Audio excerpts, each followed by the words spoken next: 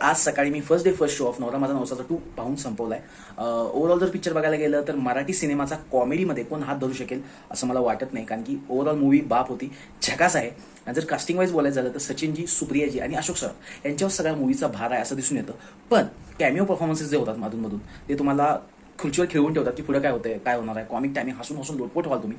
पण casting wise आणि बोलायचं झालं तर स्वप्नील जोशी यांची ऍक्टिंग मला काय फार आवडली नाही, कारण की त्यांना जास्त रोमॅन्टिक रोल शूट होतात. आणि कॉमेडी वाईज बघायला गेलं तर कॉमेडी सीन्स आणि कॉमिक टायमिंगमध्ये त्यांचा जरा जोर कमी वाटला मला. नवीन कोणतं ऍक्टर असला असता तर त्यांना उत्तमरित्या अजून ही पात्र साकारलं असतं असं मला वाटतं. हेमालिंगेबद्दल बोलायचं झालं तर त्यांची ऍक्टिंग सुंदर आहे, त्या पण पिक्चरमध्ये चांगल्या दिसतात. ओव्हरऑल म्युझिक भारीच आहे. तर सेकंड हाफ नंतर मूवी स्लो होते, कारण की मूवीमध्ये वापरला जातो अजूनही 20 वर्षापूर्वीचा जुना एडिटिंग पॅटर्न वापरलाय का तो वाटतो. त्यामुळे सेकंड हाफ नंतर मूवी थोडीफार स्लो होते आणि क्लायमॅक्सही थोडा डल वाटतो. त्यामुळे ह्या जर गोष्टी दुर्लक्षित केल्या तर ट्रेनचा सफर, ओव्हरऑल सगळ्या गोष्टी ह्या बाप आहेत, तुम्हाला हसून लोटपोट करतात. आणि ओव्हरऑल बेस्ट म्हणजे अशोक मामा त्यांच्या